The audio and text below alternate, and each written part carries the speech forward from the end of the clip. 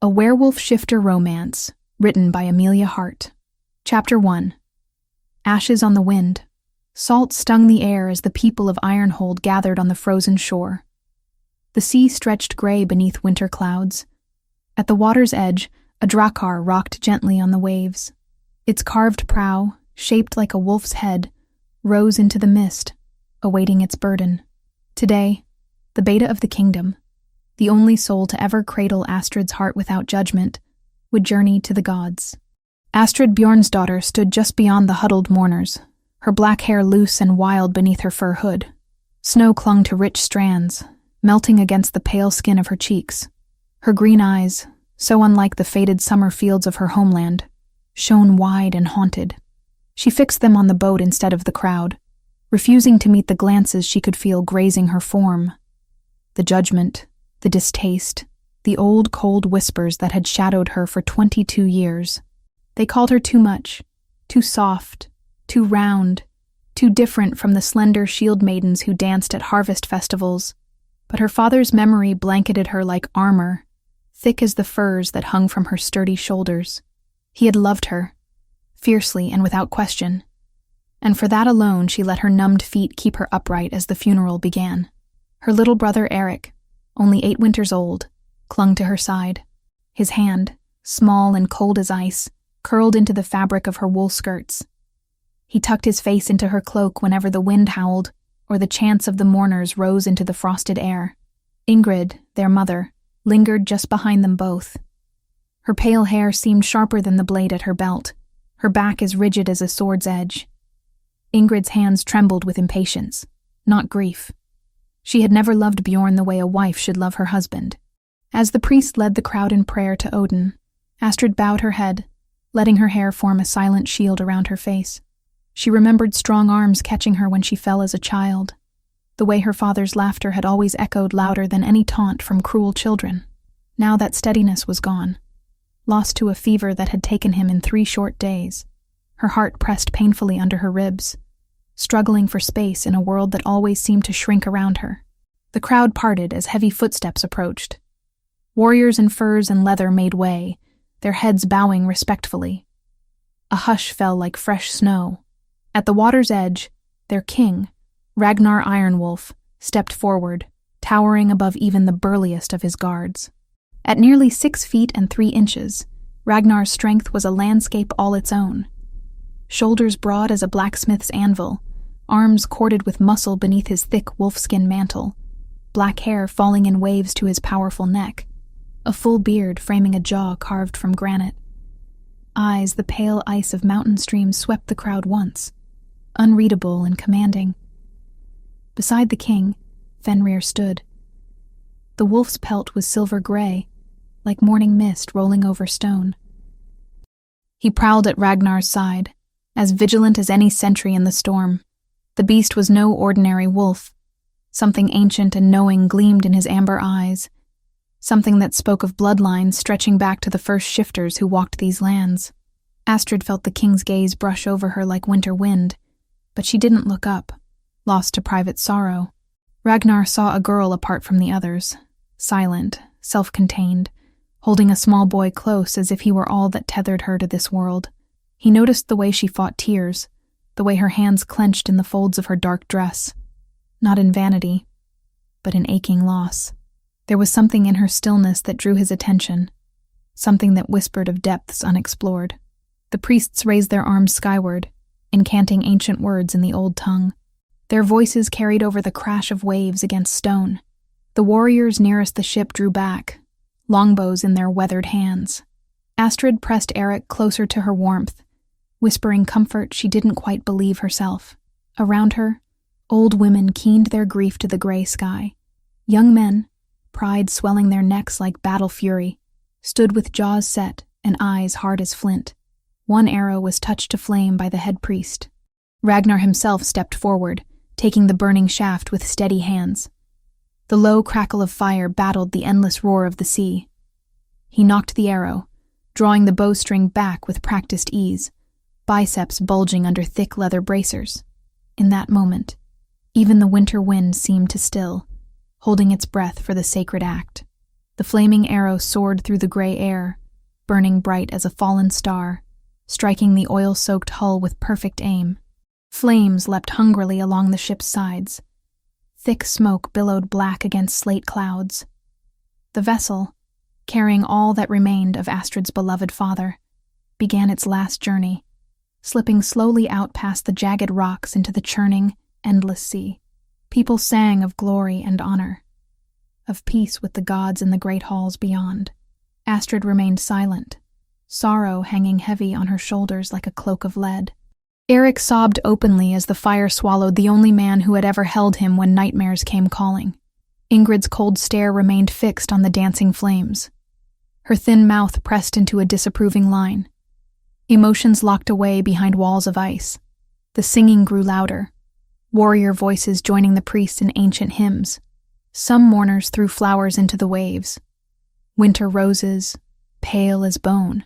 Others cast small tokens, carved runes, silver coins, scraps of cloth that held the scent of the departed. Astrid had nothing to offer but her tears, and those she held back, knowing Ingrid's sharp tongue would find her later if she showed too much feeling. As the ship drifted further from shore, the chanting began to fade. The crowd started to shift, preparing to return to their warm halls and evening meals. Ingrid's voice reached Astrid's ear, low and biting as snake venom. "Try not to embarrass us more than you already have, Astrid, standing there like a mountain while decent women show proper grief. You draw enough unwanted attention as it is." Astrid flinched but said nothing, swallowing the hurt like bitter medicine. 100 memories swirled through her mind, her father's rough hand brushing snow from her rounded cheek, his voice booming in gentle mockery when others stared. "You are worth the world and more, little blackbird. Never forget that truth." He had never cared for the standards others imposed, never made her feel less than whole. The Wolf King handed his bow to a leather-clad retainer, but his ice-blue eyes found Astrid once more. He watched her struggle with sorrow, noted the way she shielded the boy from cruel winds and crueler words. Fenrir's gray ears twitched, the wolf's amber gaze following his master's interest. For a long moment, both king and beast studied the girl who stood apart, assessing something they could not yet name. The wind howled again across the water.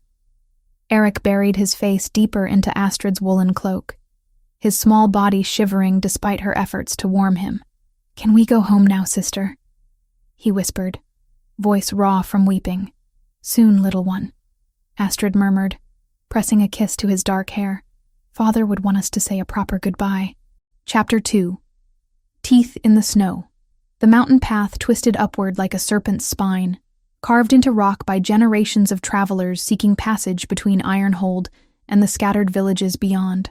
Astrid pulled her fur cloak tighter as their wooden cart jolted over frozen stones, each bump sending sharp pains through her back. The horses snorted white breath into the bitter air, their hooves crunching through snow that had begun falling harder with each passing hour. Eric slept fitfully against her side, his small body trembling even beneath the thick woolen blankets she had wrapped around him. Dark circles shadowed his eyes. Grief had stolen his rest for 3 nights running. Astrid smoothed his black hair, so like her own, and whispered soft lullabies their father used to sing. The familiar words felt hollow in her throat, but they seemed to ease the boy's restless stirring. Ingrid sat rigid on the driver's bench, her pale hands gripping the reins with white knuckles. She had been silent since they left the coastal village, speaking only to complain about the weather or mutter sharp criticisms under her breath. "We should have departed at dawn," she hissed now, glancing at the darkening sky. "If we had not lingered so long at that cursed funeral, we would be safe in our own beds by now." "Father deserved proper mourning," Astrid replied quietly, not wanting to wake Eric, but unable to let the bitter words pass unchallenged. The king himself honored him with fire and song. "Would you have rushed past that blessing?" Ingrid's laugh was cold as winter wind. The king noticed nothing beyond his own ceremony. "And what good does honor do us now, trapped on this mountain as darkness falls?" She jerked the reins, urging the horses faster along the treacherous path. "Your sentiment will be the death of us all." Astrid bit back her response, knowing argument would only make their journey more miserable. Instead, she focused on the landscape around them. Ancient pines heavy with snow, rocky outcroppings that jutted from the mountainside like giants' teeth, the narrow path that wound ever higher toward the pass. This route had been traveled safely for decades. Bandits rarely ventured this far into the bitter cold, and wild beasts knew to avoid the scent of iron weapons and burning torches. But tonight felt different. Tonight, the very air seemed to hold its breath. The snow began falling harder, fat flakes that caught in Astrid's dark hair and melted against her cheeks. Within moments, visibility dropped to mere yards ahead of their cart. The horses whickered nervously, ears flicking back and forth as they strained to see through the white curtain descending around them. "We should stop," Astrid called over the rising wind. "Find shelter until this passes." "Absolutely not," Ingrid snapped. "I will not spend a night freezing in some cave because you lack the courage to press forward. We are barely 2 hours from home." Astrid studied the swirling snow with growing unease. Something felt wrong. Not just the weather, but something deeper. The horses sensed it too, their steps becoming more hesitant despite Ingrid's sharp commands. They tossed their heads and rolled their eyes, nostrils flaring as they tested the air for scents that made them afraid. Then Astrid saw the tracks. They were pressed deep into the snow beside the path, far too large for any normal wolf.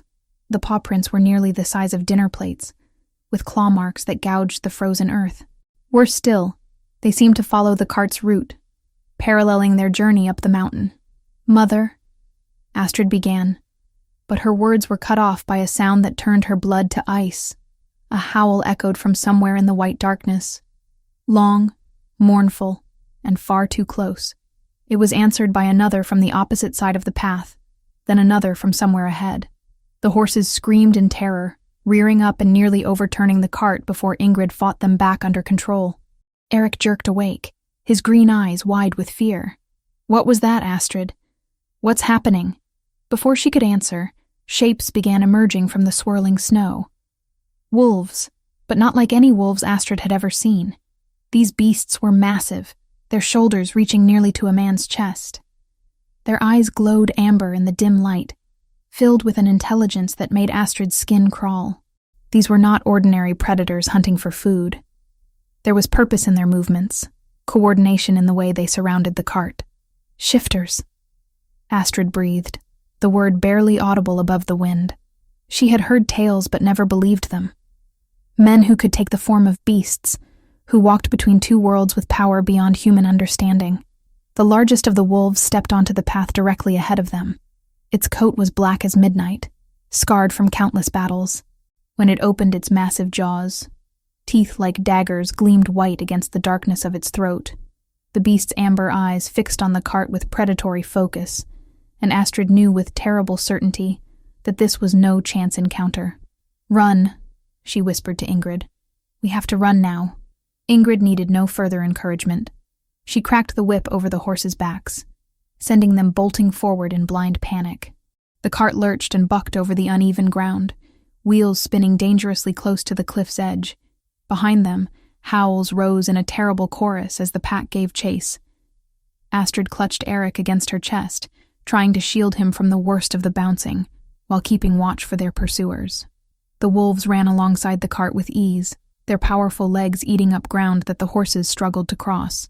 They were playing with their prey, she realized. They could have overtaken the cart at any moment. "There!" Ingrid pointed ahead through the snow. "The old watchtower. If we can reach it." Her words were lost as one of the wolves leaped onto the back of the cart. Its claws scraped against wood as it scrambled for purchase. Yellow eyes locked on Eric's terrified face. Astrid grabbed the nearest thing she could find, a heavy iron poker they used for their hearth, and swung it at the beast's head. The blow connected with a sickening crack, and the wolf tumbled backward into the snow with a yelp of pain. But more were coming. They poured out of the storm like living shadows, their howls echoing off the mountain walls until the very air seemed to vibrate with sound. The horses were foaming at their mouths now, driven to madness by terror and exhaustion. "The cliff!" Ingrid screamed. "We're too close to the edge." Astrid looked ahead and saw their doom approaching. The path curved sharply around a rocky outcropping, with nothing but empty air on one side and a sheer stone wall on the other. If the horses couldn't make the turn at this speed, they would all plunge into the abyss below. "Jump!" she shouted, gathering Eric in her arms. "We have to jump!" But as she prepared to leap from the cart, one of the wolves crashed into the side of the vehicle. Wood splintered and metal screamed as the wheel caught on a stone. The cart tilted sideways, throwing its passengers toward the cliff edge. Astrid found herself falling, Eric's weight in her arms as they tumbled through the air. Snow and darkness swirled around them.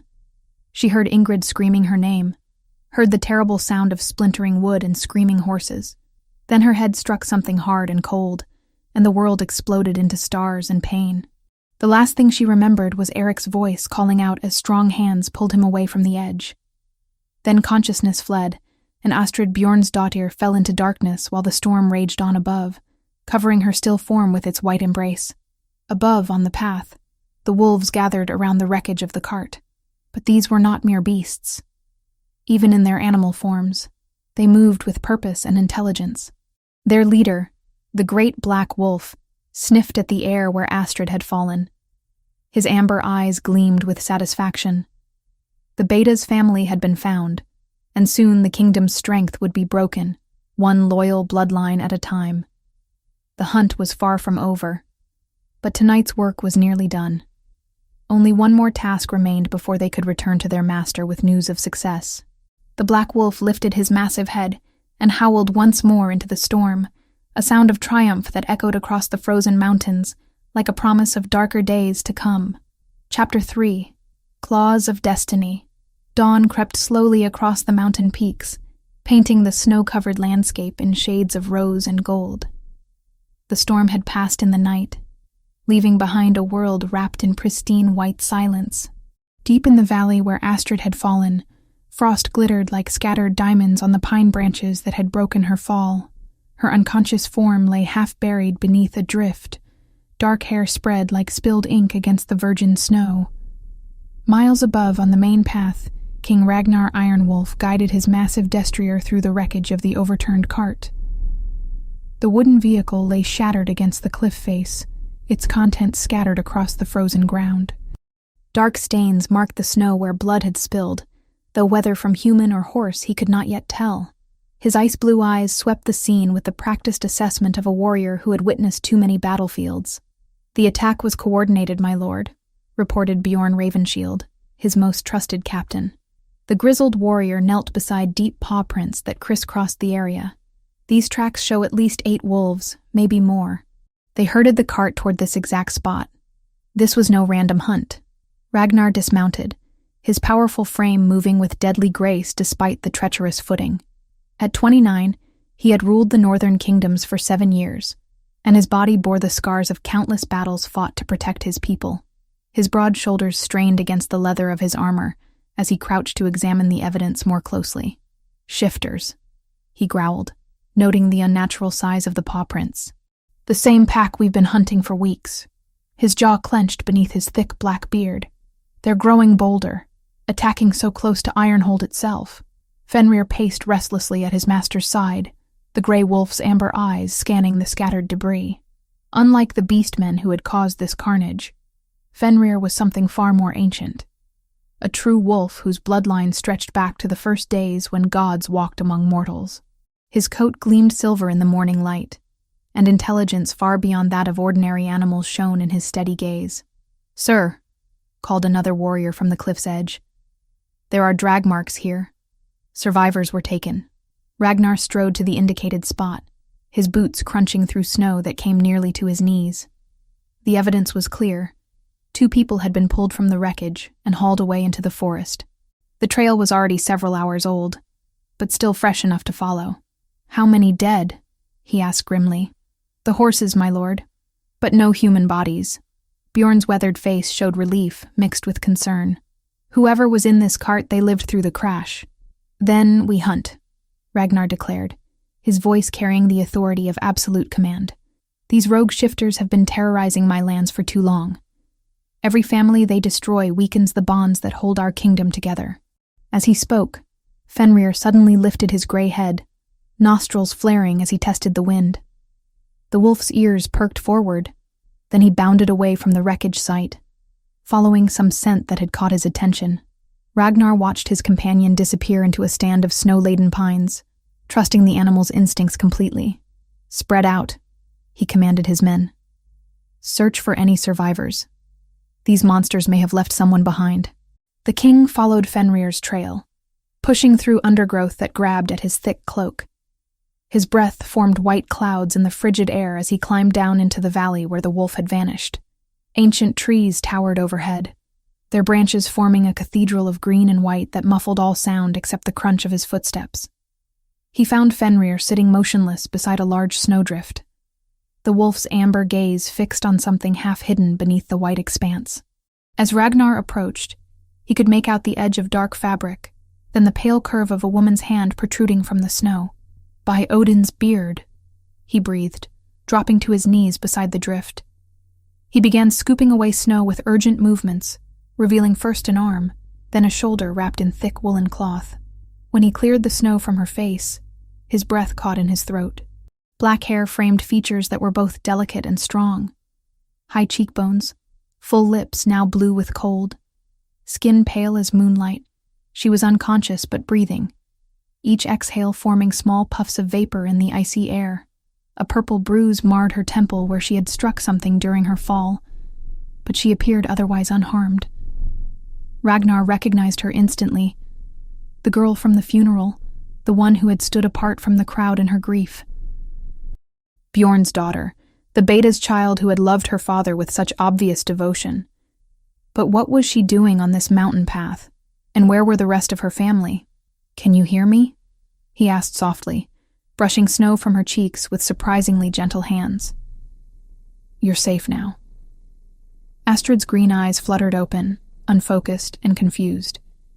She tried to sit up but gasped in pain, one hand flying to her head where the bruise throbbed. For a moment, she stared at the man kneeling beside her without recognition, seeing only a powerfully built stranger with kind eyes. "Easy," Ragnar murmured, steadying her with one large hand on her shoulder.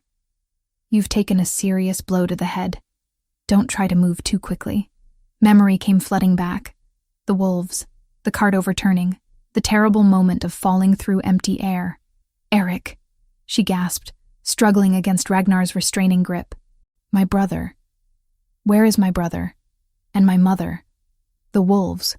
Calm yourself," the king said firmly. "I am Ragnar Ironwolf. You are under my protection now. Tell me what happened here." Recognition dawned in Astrid's eyes as she took in his distinctive features. The authority in his voice, the royal signet ring on his sword hand. "Your Majesty," she whispered, trying again to sit up despite her obvious pain. We were traveling home from my father's funeral when—" "Bjorn Ironshield was your father?" Ragnar's expression darkened. "Then this attack was no coincidence. The same shifters who have been murdering loyal families throughout my kingdom. They came for you specifically." Astrid's face went white as understanding struck her. "They wanted to kill us because father served you faithfully? Where are your mother and brother now?" Ragnar asked urgently. "The trail suggests 2 people were taken alive." Tears began streaming down Astrid's cheeks, freezing before they could fall far. "I don't know. I was carrying Eric when the cart overturned. He was pulled away from me. I heard my mother screaming his name." Her voice broke. "They could be anywhere. They live," Ragnar said with absolute certainty. "These shifters don't kill their captives immediately. They use them as bait or leverage." He helped her to her feet, noting how she swayed despite his support. "We will find them." Fenrir approached cautiously, studying Astrid with curious amber eyes. The wolf had never shown interest in strangers before, yet something about this girl seemed to intrigue him. He sniffed at her outstretched hand, then surprised both humans by gently nuzzling her palm. "Remarkable," Ragnar murmured, watching the interaction. "Fenrir has never accepted a stranger so readily. His bloodline makes him particular about whom he trusts." Astrid looked between the king and his wolf companion, confusion evident on her bruised face.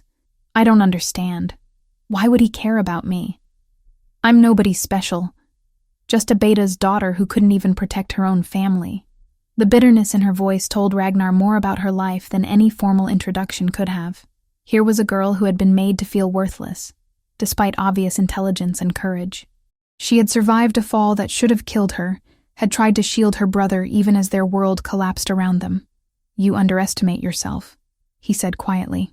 "It takes remarkable strength to endure what you've experienced, and still worry about others before yourself." Before Astrid could respond, shouts echoed from above as Ragnar's men called down into the valley. "My lord, we've found their trail!" Ragnar cupped his hands around his mouth and called back, "Coming!" Then he turned to Astrid, studying her pale face and unsteady stance. "You're in no condition to travel, but I won't leave you here alone. Can you ride?" "I can do whatever is necessary to save my family," Astrid replied with fierce determination, though she had to grip a nearby tree trunk to keep from swaying. "Then we hunt together," Ragnar decided. "But first, you need warmth and food." He shrugged out of his heavy fur cloak and wrapped it around her shoulders, ignoring her protests. The garment swallowed her smaller frame, but it would keep her from freezing during the journey ahead. As they climbed back toward the path where his men waited, Ragnar found his thoughts dwelling on the girl walking beside him. She moved with quiet dignity despite her obvious pain, never complaining about discomfort or asking for special consideration. Her concern was entirely for her captured family members, not for her own suffering. Fenrir padded along at Astrid's other side, occasionally brushing against her leg as if offering comfort. The wolf's behavior was unprecedented. He had always been aloof with everyone except Ragnar himself. Yet here he was, appointing himself as this stranger's guardian without any command from his master. When they reached the main path, Ragnar's warriors had prepared a horse for Astrid and gathered supplies for an extended pursuit. The trail left by the shifters led deeper into the mountains, toward territories that few humans had ever explored. The captives were taken to the old fortress at Ravenspeak, Bjorn reported grimly. "It's been abandoned for decades, but it would make an ideal stronghold for enemies of the realm." Ragnar helped Astrid mount her horse, noting how she bit her lip to keep from crying out when movement jarred her injured head. "We ride hard," he announced to his men. "Every moment we delay gives these murderers more time to hurt innocent people." As the hunting party set out into the wilderness, Astrid rode close behind the king, drawing strength from his unwavering determination. For the first time since the attack, she allowed herself to hope that Eric and her mother might survive this nightmare. Whatever else happened, she would not face this ordeal alone. Chapter 4. Within Iron Walls. The great hall of Ironhold rose like a cathedral of stone and timber, its vaulted ceiling disappearing into shadows that danced with firelight from massive hearths. Astrid had never imagined such grandeur. Tapestries depicting legendary battles hung between towering columns, while shields and weapons of fallen heroes adorned the walls like sacred relics. The air hummed with quiet activity as servants moved through the space, their soft footsteps muffled by thick rushes scattered across the stone floor. 3 days had passed since Ragnar found her buried in snow. 3 days of drifting in and out of fevered sleep while palace healers tended her injuries. Now she sat propped against silk pillows in a chamber that seemed fit for royalty, staring out tall windows at the courtyard below, where soldiers practiced their sword work in the pale afternoon light. A gentle knock at the door interrupted her brooding. "Come," she called softly, expecting one of the serving women who had been caring for her with such unexpected kindness. Instead, King Ragnar entered, ducking slightly to clear the doorframe. His massive presence seemed to fill the chamber even more than it had filled the wilderness. Today, he wore simple leather and wool rather than armor, but nothing could diminish the raw power that emanated from his broad shoulders and confident stride. His black hair was pulled back with a leather cord, revealing the strong lines of his face and those penetrating ice-blue eyes that seemed to see everything. "How do you feel today?" he asked, settling into a chair beside her bed. The furniture creaked under his weight, reminding Astrid of just how large and solid he truly was. "Stronger, Your Majesty," she replied, though her voice still carried traces of exhaustion. "The healers say I was fortunate. The bruising looks worse than it actually is." She touched the purple mark on her temple self-consciously. "I should not be taking up space in your palace when so many others have greater need. You were nearly killed protecting your family," Ragnar said firmly. "You have every right to recover in comfort and safety." His expression darkened. Though I wish I had better news about your search efforts. Astrid's heart clenched. You found no trace of them? We followed the trail to an abandoned fortress deep in the mountains. But it was empty when we arrived. The shifters had moved on, taking their captives with them. Ragnar leaned forward, his massive hands clasped between his knees. But we did find evidence of their identity. The leader goes by the name Gunnar Bloodfang, a shifter I exiled from these lands 7 years ago for crimes against innocent families. What kind of crimes? Astrid asked, though part of her dreaded the answer. Murder, torture. He led a pack of rogues who believed shifters should rule over ordinary humans rather than live in harmony with them. Ragnar's jaw tightened. When I refused to allow such behavior in my kingdom, he swore vengeance against me and anyone who served my crown faithfully. The implication struck Astrid like a physical blow. So my father died because of his loyalty to you. And now my family suffers the same fate. Your father died of fever. Ragnar corrected gently. But yes, his years of faithful service made your family a target for revenge. He met her eyes directly. I failed to protect you. That responsibility weighs heavily on my conscience. Astrid studied his face, surprised by the genuine remorse she saw there. Kings were not supposed to concern themselves with individual subjects, yet this man seemed genuinely troubled by her family's fate. You could not have known they would attack so far from their usual territory. I should have anticipated it, Ragnar insisted. Gunnar is cunning. He knows that striking at loyal families will weaken the bonds between ruler and subject. Fear spreads faster than wildfire in times of uncertainty. A commotion in the courtyard below drew their attention to the windows. Astrid could see servants hurrying about their duties, while guards changed shifts at the gates. The palace hummed with constant activity, yet she felt strangely isolated from it all, a temporary guest in a world where she would never truly belong. The court speaks of little else but your decision to shelter me here, she said quietly. I hear their whispers when they think I'm sleeping. They wonder why their king concerns himself with a common girl of such unremarkable appearance. Ragnar's eyes flashed with anger. Who dares speak such nonsense in my presence? Not in your presence, your majesty. But servants hear everything, and they are not unkind in their gossip, merely honest. Astrid pulled the silk coverlet higher, suddenly aware of how her soft curves must look to courtiers accustomed to elegant noble ladies. They question whether I bring some political advantage, or whether you act from misguided pity. And what do you believe? Ragnar asked, his voice dangerously quiet. Astrid met his gaze despite the heat rising in her cheeks. I believe you are a good man who feels responsible for what happened to my family. But I also know that kindness has limits, especially when it becomes inconvenient. Before Ragnar could respond, scratching at the door announced Fenrir's arrival. The gray wolf padded into the chamber as if he belonged there, amber eyes immediately seeking out Astrid. To everyone's amazement, he had taken to sleeping outside her door each night, refusing to be moved despite the servants' protests. Even my most trusted companion disagrees with your assessment, Ragnar observed, as Fenrir settled beside Astrid's bed with a contented sigh. He has never shown such devotion to anyone but me. Astrid reached down to stroke the wolf's silver-gray fur, finding comfort in his steady presence. Perhaps he pities me as well. Wolves don't feel pity, Ragnar said seriously. They respond to character, to strength and authenticity that others might overlook. He paused, choosing his words carefully. Fenrir's bloodline stretches back to the first days of our people. Legend says his ancestors could sense the true nature of any soul they encountered. And what does that mean for me? It means you possess qualities that others have failed to recognize, including yourself. Ragnar rose from his chair, moving to the window where afternoon light outlined his powerful silhouette. Tell me about your knowledge of herbs and healing. The servants mention you helped tend wounded soldiers during my absence. Astrid flushed with embarrassment. I only did what anyone would do. Those men were suffering, and I learned some small skills from my father about treating injuries. She gestured helplessly. It seemed wrong to sit idle while others were in pain. The court physician tells a different story. He says you identified a dangerous infection that he had missed and prepared a treatment that saved the man's life. Ragnar turned back to face her. Such knowledge doesn't come from casual observation.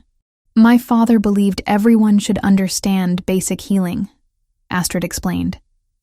He said a beta's duties included caring for his people in all circumstances, not just in battle. He taught me to recognize different plants, how to prepare tinctures and poultices, which combinations could fight fever or prevent corruption in a broken bone. Valuable skills in any court, Ragnar noted. Yet I suspect there's more. What other abilities did Bjorn Ironshield pass to his daughter? Astrid hesitated, uncertain why the king seemed so interested in her modest accomplishments. I can read and write in 3 languages.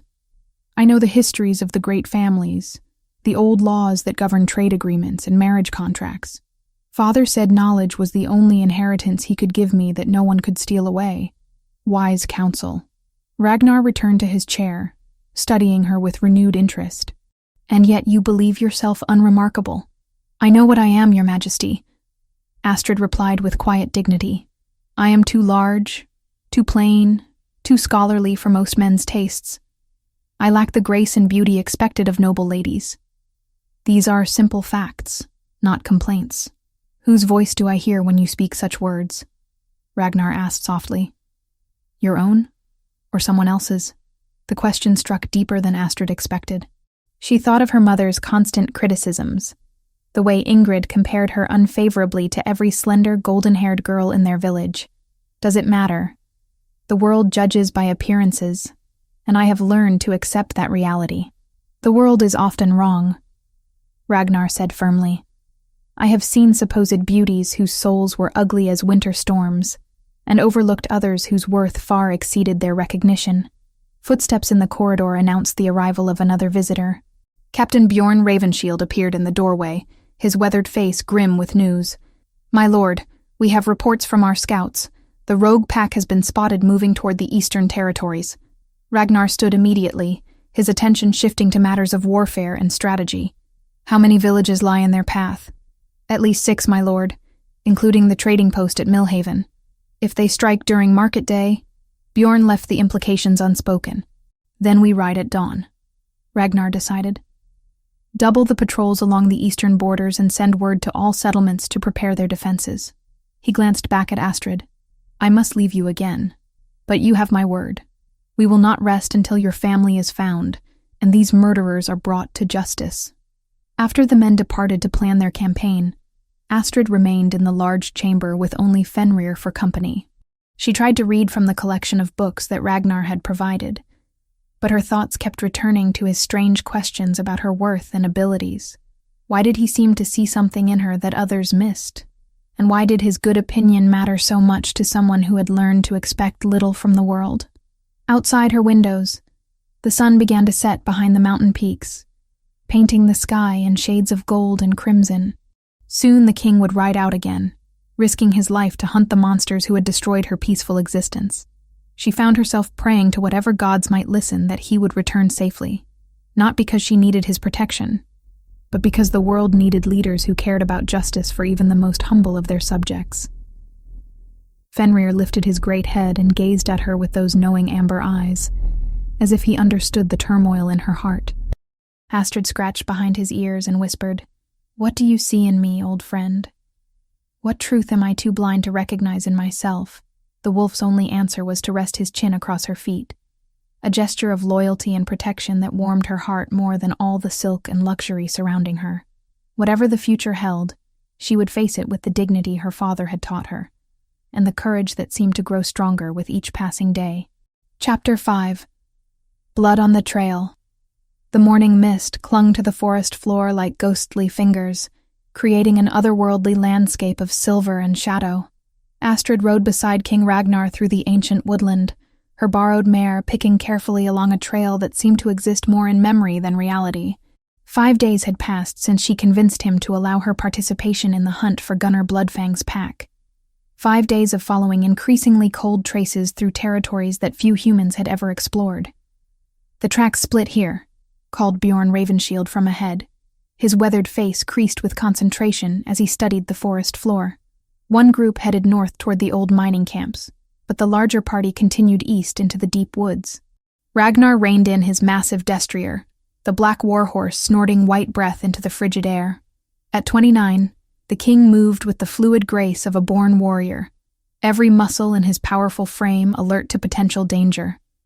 His ice-blue eyes swept the surrounding trees, noting broken branches and disturbed undergrowth that spoke of recent passage by large predators. "The northern trail is meant to divide our forces," he decided after a moment's consideration. "Gunnar is too cunning to split his own pack unless it serves a greater purpose." His gaze found Astrid's, acknowledging her presence in the hunting party despite the ongoing protests from several of his men. "What does your knowledge of this region suggest?" Astrid urged her mare closer, studying the diverging paths with eyes that had learned to read the forest's subtle messages during childhood expeditions with her father. "The northern route leads to abandoned copper mines, treacherous terrain with numerous caves and hidden passages. Perfect for an ambush."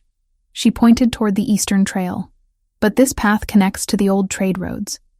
If they're moving captives, they would choose the easier route despite the greater exposure." "Sound reasoning," Ragnar approved, earning glares from some of his more traditional warriors who still questioned allowing a woman to participate in such dangerous work. "We follow the eastern trail, but send scouts to watch the northern approach. I won't be caught off guard by Gunnar's deceptions again." As the hunting party reorganized itself, Astrid found herself riding alongside Marcus Ironforge, the youngest of Ragnar's sworn men. At barely 21, he possessed the eager enthusiasm of youth, combined with enough skill to earn his place among the king's elite guard. Unlike some of his companions, Marcus showed no resentment toward Astrid's inclusion in their ranks. "You truly learned all this forest craft from your father?" he asked with genuine curiosity as they navigated between massive oak trees whose trunks could have hidden entire buildings. "Bjorn Ironshield believed knowledge was the greatest weapon any person could possess," Astrid replied, ducking beneath a low-hanging branch.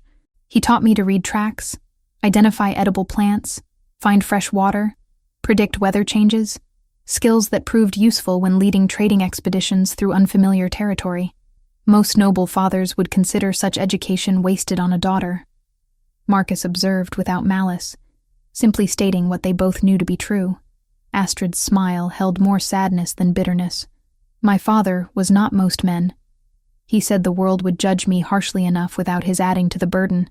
She paused, remembering strong hands steadying her as she learned to track deer through winter snow.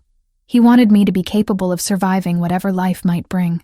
Ahead of them, Fenrir suddenly froze, his gray coat bristling as amber eyes fixed on something invisible to human senses.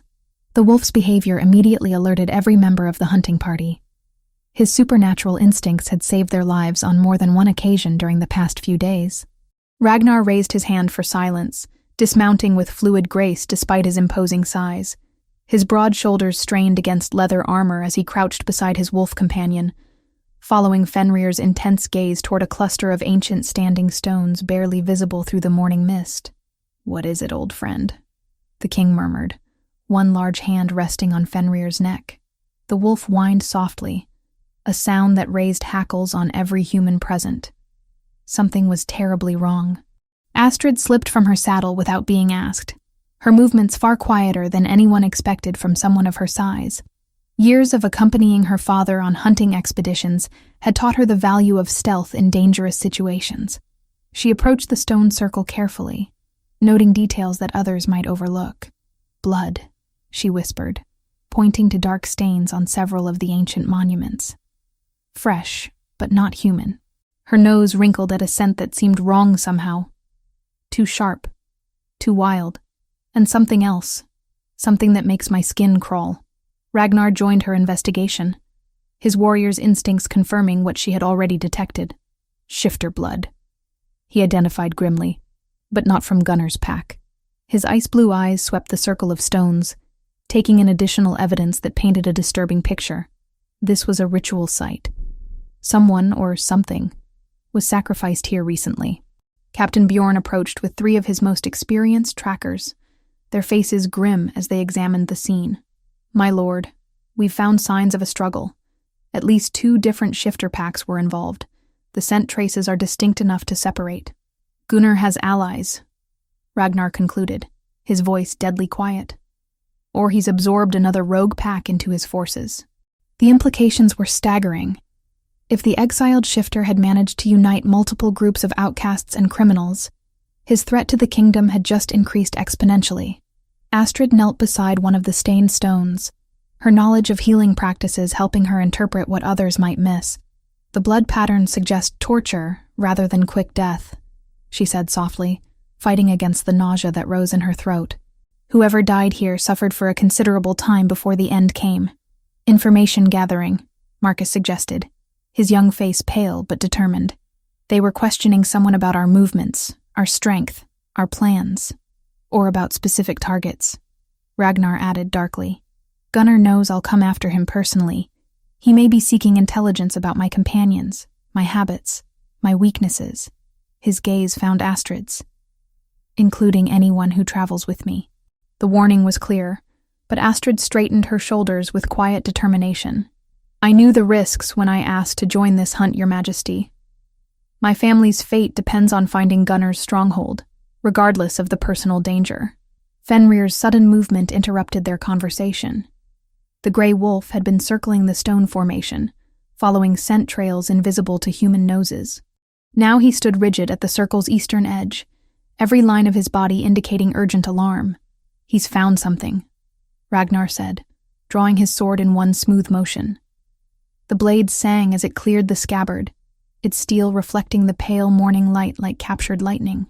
"Everyone stay alert. We may not be alone here." They followed Fenrir deeper into the forest, where massive trees created a canopy so thick that midday felt like twilight. The wolf led them to a clearing where the remains of a recent camp were scattered among the underbrush. Torn fabric, broken weapons, the ashes of deliberately extinguished fires. "They were here 2 days ago," Bjorn reported after examining the evidence. "A large group, at least 15 individuals based on the bedding areas." He pointed toward the clearing's far edge. "The trail continues east, but they're moving faster now, almost as if they're heading toward a specific destination." Astrid studied the abandoned campsite with growing unease. Something about the arrangement troubled her, though she couldn't immediately identify what bothered her about the scene. Then understanding struck like a physical blow. "There," she said, pointing toward a cluster of discarded items near what had been the central fire pit. "Those are my mother's traveling clothes. The blue cloak she wore when we left Ironhold." Her voice caught as she recognized other familiar objects scattered through the debris. "And that leather pouch belonged to Eric. He kept his collection of smooth stones in it." Ragnar's expression darkened as he examined the items she had identified. "They want us to find these things," he realized. "Gunnar is leaving a trail deliberately, drawing us toward whatever trap he's prepared. But we have to follow it," Astrid said desperately. "If there's any chance my family is still alive." "Of course we follow," Ragnar assured her. "But we do so with full knowledge that we're walking into an ambush." He turned to address his men. "Double the watch rotations. No one travels alone, not even to relieve themselves. And trust nothing that seems convenient or obvious. Gunnar's survived 7 years of exile by being smarter than his enemies expect." As they prepared to continue the pursuit, Astrid found herself walking beside the king, their horses following the increasingly obvious trail left by their quarry. "Why would you risk so much for my family?" she asked quietly. "You have an entire kingdom to protect. Surely 2 captives aren't worth endangering yourself and your best warriors." Ragnar was silent for so long that Astrid began to think he wouldn't answer. When he finally spoke, his voice carried depth she had never heard before. 7 years ago, when I first became king, I believed that ruling meant making decisions for the greater good, sacrificing individuals to protect the majority." His ice-blue eyes found hers. "Gunnar's first victims taught me how wrong that thinking was. A kingdom that doesn't fight for its most vulnerable citizens isn't worth preserving. Even citizens like me?" Astrid asked softly. "Even those who contribute little and take up more than their share of space." Ragnar's destrier came to an abrupt halt. The king's powerful frame radiated sudden tension as he turned to face her fully. "Is that truly how you see yourself?" Astrid flushed, but maintained eye contact. "It's how others see me, Your Majesty. I've learned to accept reality rather than cling to comfortable delusions." "Then you've learned the wrong lessons from cruel teachers," Ragnar said firmly. "What I see is a woman brave enough to demand inclusion in a dangerous hunt, intelligent enough to read signs that trained warriors miss, and strong enough to endure tragedy without losing compassion for others. His voice softened slightly. Your father raised a remarkable daughter. It saddens me that she can't recognize her own worth. Before Astrid could respond, shouts from ahead announced that the scouts had made a discovery. They had reached the edge of a vast valley, where an ancient fortress perched on a rocky outcropping, like a stone predator surveying its domain. Smoke rose from chimneys that shouldn't have been active in an abandoned structure, and movement on the walls suggested the presence of armed guards. Ravenspeak Fortress, Bjorn identified grimly. I should have guessed Gunnar would claim it as his stronghold. The place has been cursed since the old kings fell. Ragnar studied the distant fortress through a spyglass, noting defensive positions and potential approaches. How many men would it take to storm those walls? More than we have, Bjorn replied honestly. But if we're clever about it— No, Astrid interrupted, her voice carrying unexpected authority. A direct assault will get my family killed before you breach the first wall. She pointed toward the fortress. But I know another way in. My father told me stories about the old smugglers' tunnels that connected to the wine cellars. Ragnar lowered his spyglass, studying Astrid with new respect. You're suggesting infiltration rather than siege? I'm suggesting we use intelligence instead of brute force, she replied. Sometimes the smallest key opens the largest door. As afternoon shadows lengthened across the valley, the hunting party made camp in a concealed grove where they could observe their target without being seen. Tomorrow would bring either victory or disaster, but tonight they would plan with the care that meant the difference between rescue and tragedy. Fenrir settled beside Astrid as she tended the small fire that would cook their evening meal, his amber eyes reflecting flames that danced like captured spirits. Whatever tomorrow brought, she would face it with the courage her father had instilled, and the growing confidence that perhaps, just perhaps, she was stronger than she had ever dared believe. Chapter 6. Rescue in the Shadows. The ancient stones of Ravenspeak Fortress loomed against the star-filled sky like the bones of some primordial beast. Astrid pressed herself against the cold rock wall of the smuggler's tunnel, her heart hammering so loudly she was certain every guard in the fortress could hear it. The passage her father had described in his stories proved real enough, though decades of neglect had filled it with debris and the acrid smell of decay. Behind her, King Ragnar moved with surprising silence for such a massive man. His broad shoulders nearly scraped the tunnel walls, and she could feel the heat radiating from his powerful frame in the confined space. Captain Bjorn and 2 other warriors followed, their weapons muffled in cloth to prevent any betraying sounds. They had left the rest of their forces positioned around the fortress perimeter, ready to create a distraction if the infiltration went wrong. How much further? Ragnar breathed against her ear, his voice barely audible even at such close range. Astrid consulted the crude map she had sketched from her father's descriptions. The tunnel should connect to the wine cellars beneath the Great Hall. From there, we can access the prison levels through the servant stairs. She paused, listening to the distant sounds filtering down from above. But Your Majesty, if we're discovered— We won't be, Ragnar interrupted with quiet confidence. You've guided us this far flawlessly. Trust your father's knowledge. The tunnel began to slope upward, and soon they could make out a faint glow ahead, torchlight leaking through gaps in what appeared to be a wooden door. Astrid approached carefully, testing each stone before putting her full weight down. One loose rock could bring the entire plan crashing down around them. At the door, she pressed her ear against the weathered wood. The sound of dripping water suggested they had reached the cellars, but she could also hear something else. Voices, muffled, but definitely human. Her pulse quickened as she recognized one of them. Eric, she whispered, tears starting in her eyes. My brother is alive. Ragnar placed a steadying hand on her shoulder. Easy. We need to know how many guards, what kind of defenses they've arranged. His ice-blue eyes were hard as winter steel. One mistake here could cost all their lives. Through a crack in the door, Astrid could see into a stone chamber lit by flickering torches. Wooden cages lined the walls, crude prison cells that held perhaps a dozen captives. In the nearest cage, she spotted Eric's small form huddled in a corner, his dark hair matted and his clothes torn. He appeared unharmed but terrified, clutching something against his chest. I see at least 6 prisoners, she reported quietly. Eric is there and— Oh gods, There's my mother. Ingrid sat in a separate cage, her normally pristine appearance disheveled, and her face marked by what looked like recent bruising. But she was alive and alert, her pale eyes darting constantly toward the chamber's single entrance, as if watching for opportunity. 2 shifters in human form guarded the prison level, burly men with the scarred faces and predatory eyes of career criminals.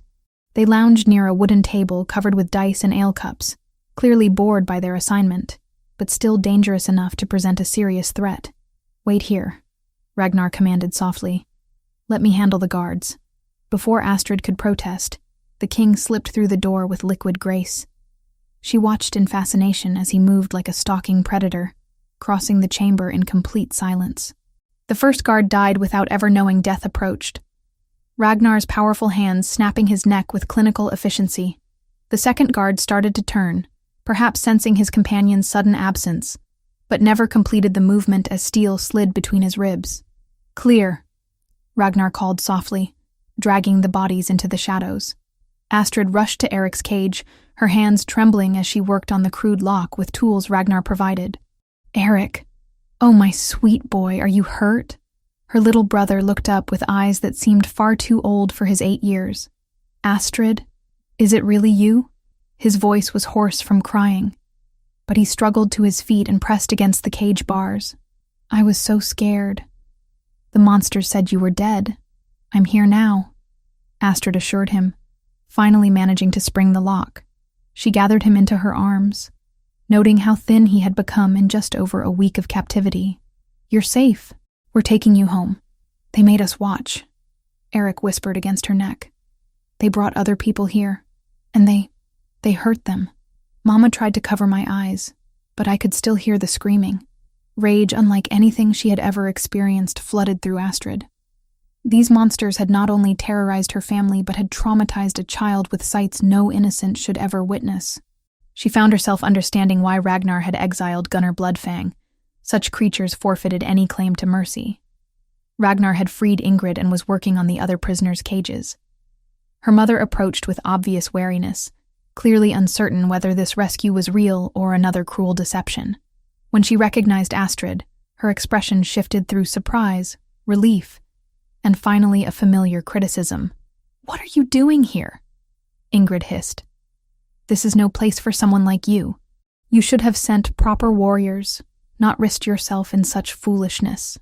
Your daughter is the reason we found you," Ragnar said firmly, as he helped an elderly man from his cage. Her knowledge of these tunnels made this rescue possible. Ingrid's pale eyes flicked between her daughter and the king, calculation evident in her expression.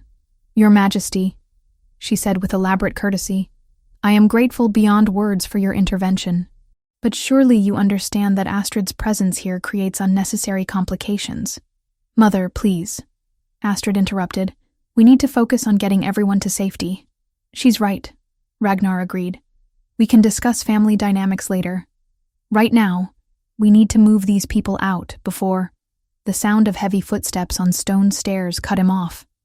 Someone was descending toward the prison level, and by the confident pace, it was clearly not a prisoner. "Back into the tunnel," Ragnar ordered urgently. "Get the captives moving. I'll handle whoever's coming." But before anyone could move, a voice echoed down the stairwell, deep, mocking, and filled with predatory anticipation. "No need to hurry, Ragnar Ironwolf. I've been expecting you." Gunnar Bloodfang appeared at the bottom of the stairs, and Astrid's breath caught at the sight of him.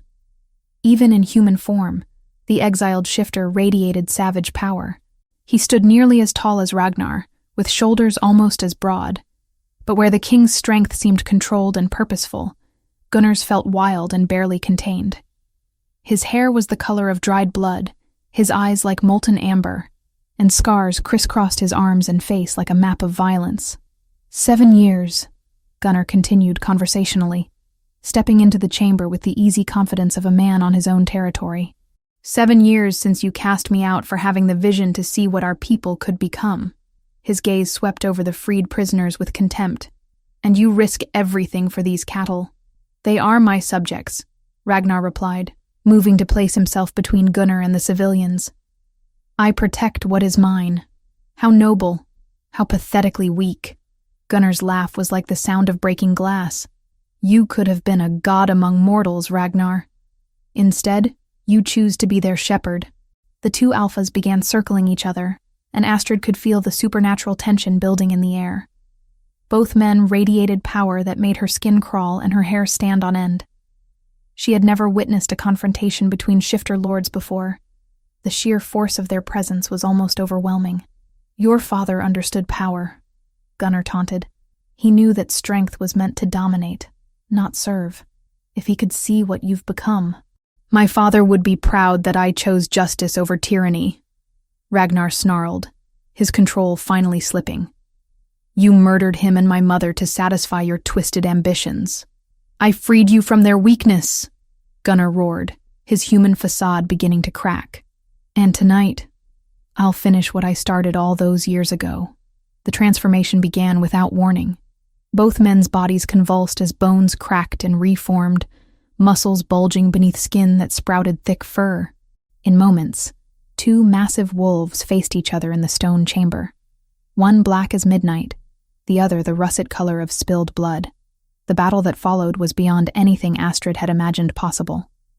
The wolves crashed together with bone-jarring force, fangs seeking throats, claws tearing flesh. They rolled across the stone floor in a tangle of fur and fury, their snarls echoing off the walls like thunder. Ragnar fought with the disciplined ferocity of a trained warrior. Every attack calculated for maximum effect, but Gunnar was larger, his movements fueled by years of bitter hatred and the desperate strength of someone with nothing left to lose. When they separated for a moment, both wolves bore bleeding gashes, and their eyes burned with murderous intensity. "The tunnel!" Astrid shouted to the other prisoners. "Everyone into the tunnel now!" She tried to shepherd Eric and the others toward safety, but her brother suddenly cried out in terror. "Behind you!" Astrid spun to see another shifter dropping from the ceiling. Apparently Gunnar had positioned backup guards in hidden positions throughout the chamber. This one was smaller than the alpha, but no less dangerous. His wolf form lean and quick as a striking serpent. The beast lunged directly at Eric, clearly intending to use the child as leverage against their attackers. Astrid didn't think. She simply moved, throwing herself between the wolf and her brother. Claws raked across her shoulder and down her arm, tearing through fabric and flesh with equal ease. Pain exploded through her body, but she managed to grab a fallen torch and thrust it at the creature's face. The wolf yelped and recoiled, giving Ragnar the opening he needed. Even while engaged with Gunnar, the king had been aware of the threat to the prisoners. He broke away from his primary opponent and launched himself at Astrid's attacker, jaws closing around the smaller wolf's throat with crushing force.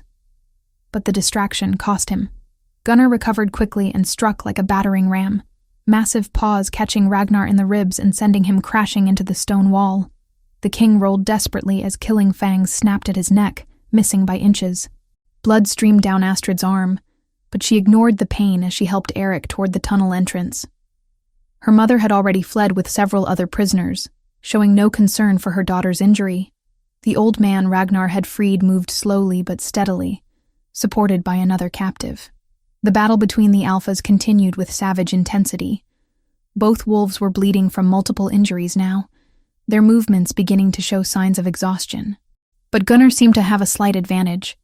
His years of living wild had hardened him, while Ragnar's civilized life had perhaps softened him just enough to matter in such a primal contest. Astrid watched in horror as Gunnar's jaws closed around Ragnar's hind leg, his fangs grinding against bone. The king's howl of pain echoed through the chamber, and she could see his strength beginning to fail. Without thinking, she grabbed the heaviest object she could find, an iron candlestick from the guard's table, and brought it down on Gunnar's skull with all the force she could muster. The blow wasn't enough to seriously injure such a massive creature, but it startled him enough to release his grip on Ragnar's leg. Gunnar spun toward her, amber eyes blazing with fury that a mere human had dared to interfere in the sacred combat between alphas. He gathered himself to spring, every line of his body promising death for her presumption. But the moment of distraction was all Ragnar needed. The black wolf surged upward, jaws closing around Gunnar's throat just below the jaw. The two beasts crashed to the floor together, rolling in a final, desperate struggle that would determine who lived and who died in this ancient fortress. When the movement finally stopped, only one wolf remained standing. Ragnar stood over Gunnar's still form, blood dripping from dozens of injuries, but victory clearly his. The russet wolf's eyes stared sightlessly at the stone ceiling. His reign of terror finally ended. Astrid sank to her knees as reaction set in, her injured arm throbbing with every heartbeat. But they had won. Her family was safe, the prisoners were free, and the monster who had destroyed so many lives was finally dead. Ragnar's transformation back to human form was slower than usual, exhaustion evident in every movement. When he stood before her as a man again, naked and covered in blood, but undeniably victorious, his first concern was for her injury. "How badly are you hurt?" he asked urgently, dropping to examine her torn shoulder. "I'll live," Astrid managed, though the claw marks burned like fire. "Eric and the others. Are they safe?" "Safe," Ragnar confirmed, tearing strips from his shirt to bind her injuries. "Thanks to your courage." That was incredibly foolish and absolutely necessary. As they helped each other toward the tunnel entrance, Astrid realized something had changed between them. The careful distance of king and subject had burned away in the crucible of shared danger, leaving something deeper and more complex in its place. But there would be time to explore such feelings later. For now, it was enough that they had all survived, and that the shadow of Gunnar Bloodfang would never again darken the peaceful lands of Ironhold. Chapter 7. Between Two Worlds. The great hall of Ironhold buzzed with quiet activity as servants moved between the long tables, clearing away the remnants of the evening meal. Astrid sat in a chair near the massive stone fireplace, her injured arm bound in clean linen, and supported by a silk sling that marked her as a guest of honor rather than a mere patient. 3 weeks had passed since the rescue at Ravenspeak Fortress. 3 weeks of healing, both her physical injuries and the deeper wounds left by her family's ordeal. Eric perched on a cushioned stool beside her chair, looking healthier than he had since before their father's death. The boy's resilience amazed everyone, though nightmares still plagued his sleep. During daylight hours, he explored the palace with the boundless curiosity of childhood. He had become a particular favorite among the castle staff, who delighted in his eager questions and quick smile. "Tell me the story again," Eric pleaded, his green eyes bright with excitement. "About how you hit the bad wolf with the candlestick." "You've heard that tale a dozen times already," Astrid laughed, ruffling his dark hair. "Surely you're tired of your sister's small part in such great events." "Never," Eric declared dramatically. "You were so brave, Astrid. Braver than any knight in the old stories." Before Astrid could respond to his flattery, heavy footsteps announced King Ragnar's approach.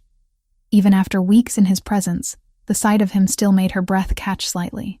His broad shoulders seemed to fill doorways, and despite the healing injuries from his battle with Gunnar, he moved with the fluid power of a born predator.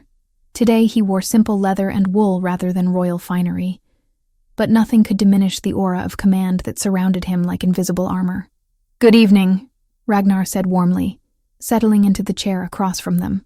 At 29, his face showed the lines of responsibility and conflict, but his ice-blue eyes held genuine warmth when they looked at her family. "How does the arm feel today, Astrid?"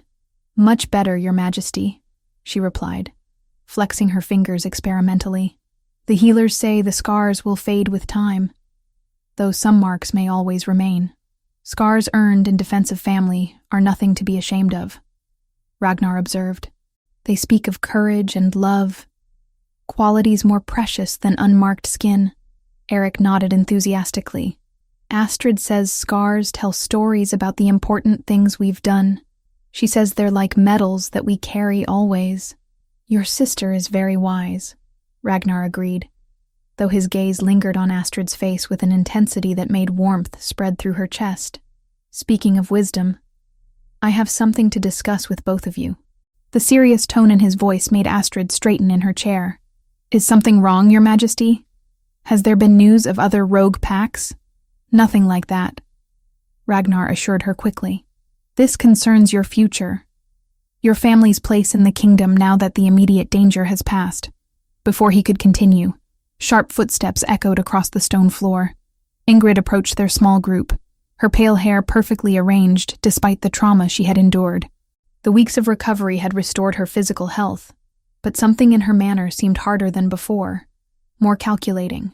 "Your Majesty," Ingrid said with elaborate courtesy, executing a perfect curtsy despite her obvious impatience. "I hope you'll forgive the interruption, but I must speak with you about our family's situation." Ragnar gestured toward an empty chair.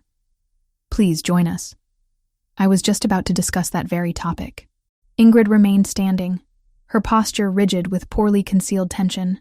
"Your kindness has been overwhelming, truly, but we cannot continue imposing on your hospitality indefinitely. Our village home awaits our return, and there are obligations." "What obligations?" Astrid asked quietly. "Father's lands and position died with him. We have no formal ties to the old settlement now. We have ties of blood and tradition," Ingrid replied sharply. "More importantly, we have received an offer of marriage that would secure our family's future." Her pale eyes glittered with anticipation. "Lord Bjorn Ravenswood has expressed interest in making me his wife. He's willing to accept both you and Eric as part of the arrangement." The silence that followed was so complete that Astrid could hear the crackling of logs in the fireplace and the distant sound of wind against the windows. She stared at her mother in shock, unable to process what she had just heard. "Ravenswood," Ragnar said finally, his voice carefully neutral. "A minor lord with lands 2 days' ride from here. I know him by reputation. Wealthy, but not particularly admirable. He owns extensive properties and commands respect throughout the region," Ingrid insisted. "For a widow with limited prospects, such an offer represents remarkable good fortune." "And what becomes of me in this arrangement?" Astrid asked, though she suspected she already knew the answer. Ingrid's expression softened slightly, but her words remained practical and cold. "Ravenswood has a son from his first marriage. Thorin, I believe his name is. He's expressed willingness to consider you as a wife, despite your obvious limitations."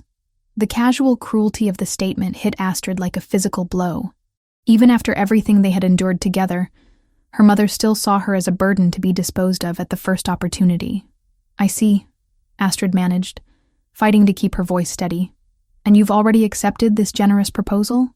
"I've sent word that we're considering it favorably," Ingrid admitted. "The formal ceremonies could take place within a month if we return to settle the details." Eric had been listening with growing distress, his young face pale with confusion and fear. "But I don't want to leave," he said in a small voice.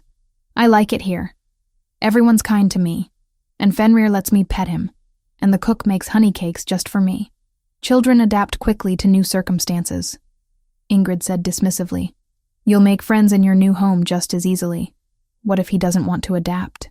Ragnar asked quietly. "What if none of them want the future you've arranged?" Ingrid's back stiffened. "With respect, Your Majesty, these are family matters. A mother must make practical decisions for her children's welfare, even when those decisions are difficult. Even when those decisions ignore the children's own wishes and capabilities."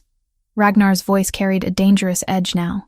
"Even when they sacrifice individual happiness for social convenience. Happiness is a luxury few can afford," Ingrid replied coldly.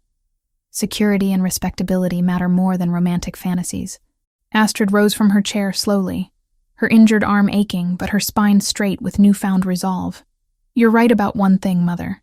This is a family matter, which means Eric and I deserve voices in decisions that affect our lives. You're 22 years old with no prospects and no inheritance," Ingrid snapped, her careful composure finally cracking. "What voice could you possibly have in arrangements that benefit everyone involved?" "The voice of someone who has proven her worth through actions rather than bloodlines," Ragnar said firmly, rising to his full impressive height. "The voice of someone who risked her life to save family members who show her no gratitude or respect." The king's intervention seemed to surprise Ingrid, who had clearly expected him to remain neutral in what she considered a private family dispute. "Your Majesty, surely you understand that gratitude doesn't change practical realities. Astrid's size and appearance limit her options significantly. Do they?" Ragnar asked softly. "Or do your prejudices limit your ability to see other possibilities?" Before Ingrid could respond, he turned to address Astrid directly. "I have a proposition of my own to offer. One that doesn't require you to accept marriage to strangers or exile yourself from the home you've come to know. Astrid's heart began beating faster, though she tried to control her expression. What kind of proposition, Your Majesty? I need someone to oversee the new healing centers I'm establishing throughout the kingdom, Ragnar explained. Someone with extensive knowledge of herbal medicines. Someone who understands both noble and common perspectives. Someone brave enough to travel to remote locations where help is needed most. The offer was so unexpected that Astrid could only stare at him in amazement. You would trust me with such responsibility? I would trust you with my life, Ragnar replied simply. You've already proven your courage, your intelligence, and your compassion. The position comes with its own lands, its own income, and complete independence from anyone else's decisions about your future. Eric jumped up from his stool, excitement radiating from his small frame. Does that mean we could stay here? That I could keep visiting Fenrir and learning about sword fighting from Captain Bjorn? If that's what you choose, Ragnar confirmed. But the decision belongs to each of you individually. Ingrid's face had gone white with shock, and something that looked suspiciously like envy. This is preposterous. Astrid has no training in administration, no experience managing large projects. She has something more valuable than formal training, Ragnar interrupted. She has wisdom earned through hardship, and a heart that puts others' welfare before her own comfort. Astrid found herself caught between overwhelming gratitude and deep uncertainty. The offer represented everything she had never dared dream of. Independence, purpose, respect from others. But accepting it would mean defying her mother openly, choosing her own path regardless of family expectations. She began, then stopped as the magnitude of the decision overwhelmed her. You don't have to answer immediately, Ragnar said gently. Take time to consider what you truly want, not what others expect of you. I already know what I want, Eric declared with 8-year-old certainty. I want to stay with Astrid. She's the only one who really takes care of me. The simple statement cut through Ingrid's composure like a blade. For a moment, her face showed genuine pain as she realized how completely she had lost her children's affection through years of criticism and emotional distance. Very well, she said finally, her voice brittle with forced dignity. If this is how my sacrifices are repaid, if my own children prefer strangers to family, then perhaps it's better that we part ways. Mother, Astrid began, but Ingrid held up a hand to silence her. No, you've made your choice, both of you. I'll return to Lord Ravenswood alone and accept his proposal on my own behalf. She looked directly at Astrid. But don't come crying to me when reality proves harsher than royal fantasies. With that bitter parting shot, Ingrid swept from the great hall, leaving behind a silence heavy with unspoken emotions. Eric moved closer to Astrid, slipping his small hand into hers. Did we make the right choice? He asked uncertainly.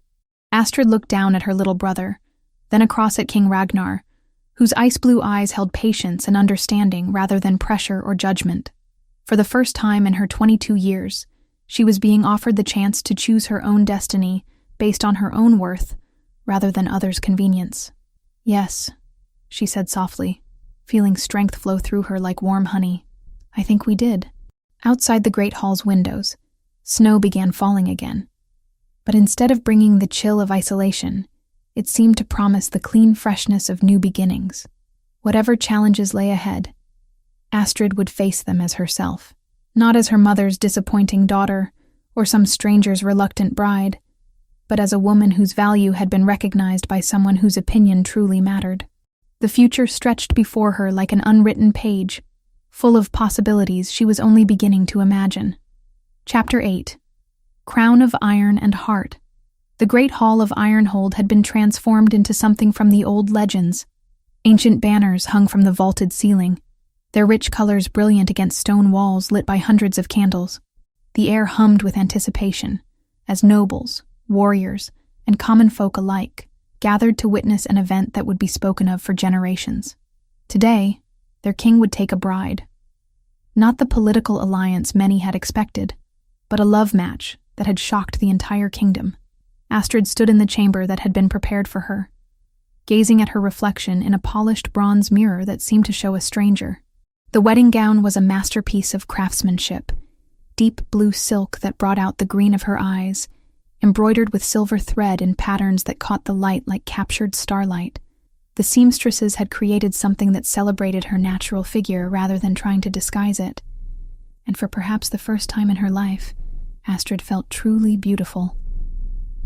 "You look like a queen," Eric said softly from where he sat on a nearby chest, his own ceremonial clothes making him appear older than his 8 years. Father would be so proud. Astrid turned from the mirror, her heart full of emotions she could barely contain. 6 months had passed since Ragnar's formal proposal. 6 months of learning to see herself through his eyes, of discovering that her worth had never been in question except in her own mind. The king had courted her with the patience of a man who knew exactly what treasure he sought, never pushing, always respecting her need to believe in her own value. "Are you ready?" asked Lady Meredith, the elderly woman who had served as Astrid's advisor in matters of court protocol. "The ceremony will begin shortly." Before Astrid could answer, a soft knock at the door announced another visitor. To her surprise, her mother entered the chamber, dressed in fine clothes, but looking older than her 45 years. Ingrid's marriage to Lord Ravenswood had lasted barely 3 months before ending in mutual disgust, leaving her dependent on Ragnar's charity for a place to live. "Mother," Astrid said carefully, uncertain of Ingrid's purpose here, "I wasn't sure you would come." "I nearly didn't," Ingrid admitted, her voice lacking its usual sharp edge. "But I realized there were things that needed to be said before you take this final step." The two women looked at each other across the chamber, years of hurt and misunderstanding stretching between them like a chasm. Eric watched with the grave attention of a child who sensed important adult emotions at work. "I owe you an apology," Ingrid said finally, the words coming with obvious difficulty. "More than an apology. I owe you acknowledgement of truths I've spent years denying." Astrid felt tears prick her eyes but said nothing, allowing her mother to continue at her own pace. "When you were born, you were so different from what I expected," Ingrid went on, her voice growing stronger. "I had dreamed of a daughter who would be everything I wasn't, graceful, slender, admired by all who saw her. When reality didn't match my fantasies, I blamed you instead of examining my own shallow expectations." "Mother, let me finish," Ingrid interrupted gently. "I spent 22 years making you feel inadequate because I couldn't accept that my vision was flawed, not you. I watched your father love you unconditionally and resented it, thinking he was being foolishly indulgent." Her voice cracked slightly. "It wasn't until I saw how others responded to your courage, your intelligence, your compassion, that I began to understand what both he and the king saw so clearly." Astrid moved closer to her mother, seeing genuine remorse in the pale eyes that had shown her so little warmth over the years. "You weren't entirely wrong," she said quietly. "I am different from other women, and that difference has consequences." "Yes, you are different," Ingrid agreed. "You're stronger, braver, and more worthy of respect than any conventional beauty I've ever known. The king sees that. The entire kingdom sees it now. I was the only one too blind to recognize my daughter's true worth." Before Astrid could respond, Eric slipped from his perch and approached them both. "Does this mean we can be a real family again?" he asked hopefully. "Like when father was alive?" Ingrid knelt to his level, tears flowing freely down her cheeks. "I don't know if I can ever make up for the damage I've done," she said honestly, "but if you'll both allow it, I'd like to try." The embrace that followed was tentative at first, then growing stronger as years of pain began to heal. Astrid felt a weight she hadn't even realized she was carrying lift from her shoulders. She had never needed her mother's approval to know her own worth, but having it felt like a gift she had never expected to receive. "Your Majesty approaches," Lady Meredith announced from the doorway, having returned from some errand. "The ceremony is about to begin." Astrid took a deep breath, smoothing her hands over the silk of her gown. In moments, she would walk into the great hall and pledge her life to a man who had seen past every insecurity, every doubt, every cruel word she had ever heard about herself. The girl who had hidden at her father's funeral was gone, replaced by a woman who knew her own value. The great hall fell silent as the massive doors opened. Astrid stepped into the space on Eric's arm. The boy had insisted on the honor of giving his sister away, since their father could not. The assembled crowd rose as one, their faces showing not the skepticism she had feared, but genuine joy for their king's happiness. Ragnar waited at the altar, magnificent in royal blue and silver that matched her gown. At 29, he commanded the space simply by existing in it, but his ice-blue eyes held only warmth as they found hers across the distance. Beside him, Fenrir sat with regal dignity, the grey wolf's amber gaze seeming to approve of the proceedings. As Astrid walked the length of the hall, she passed faces that had become familiar during her months at court. Servants who had shown her kindness, guards who had come to respect her practical wisdom, nobles who had learned to value substance over appearance. These people had become her community, her chosen family beyond blood relations. When she reached the altar, Ragnar stepped forward to take her hand. His touch was warm and steady, exactly as it had been during their first meeting in the snow-covered valley where he had saved her life.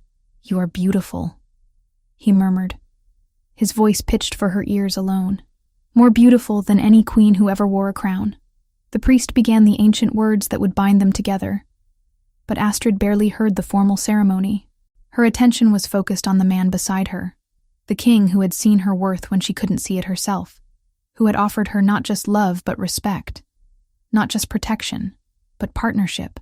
"Do you, Ragnar Ironwolf, take this woman to be your queen, to stand beside you in all things, to share your burdens and your joys until death parts you?" "I do," Ragnar replied, his voice carrying clearly through the hall. "With all my heart and soul, I do." "And do you, Astrid Bjornsdottir, take this man to be your king, to stand beside him in all things, to share his burdens and his joys until death parts you?" Astrid looked into Ragnar's eyes and saw not just love, but complete acceptance of who she was and who she could become. "I do," she said firmly. "With all my heart and soul, I do." The priest raised his hands for the final blessing. "By the power vested in me by the old gods and the new, I pronounce you husband and wife, king and queen, bound together for all eternity. What the gods have joined, let no mortal put asunder." Ragnar's kiss was gentle but certain, sealing their union before the witnesses who would carry word of this day throughout the kingdom. When they separated, Astrid saw tears of joy in his eyes that matched her own. The celebration that followed was unlike anything Ironhold had ever witnessed. Music filled the air as nobles and commoners alike danced together, the usual barriers of rank forgotten in the joy of their king's happiness. Astrid moved through the festivities like someone in a dream, accepting congratulations from people who genuinely wished her well. "Your Majesty," called Captain Bjorn Ravenshield, approaching with a goblet of wine and a broad smile. "The men wanted me to present you with a gift." He gestured toward a group of warriors who stepped forward carrying an ornate wooden chest.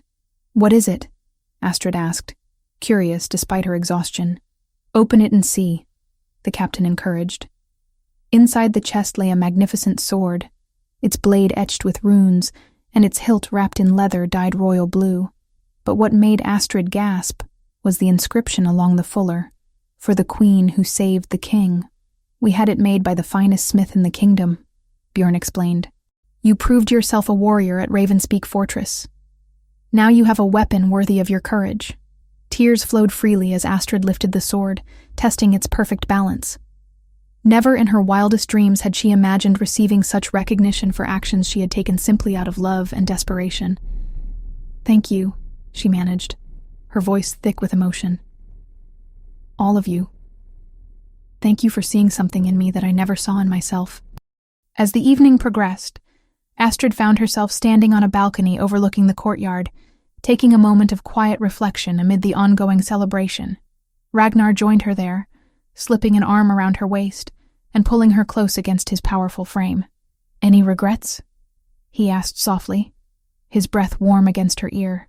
"Only that my father couldn't be here to see this day," Astrid replied honestly. "He would have loved knowing that his little blackbird found her wings."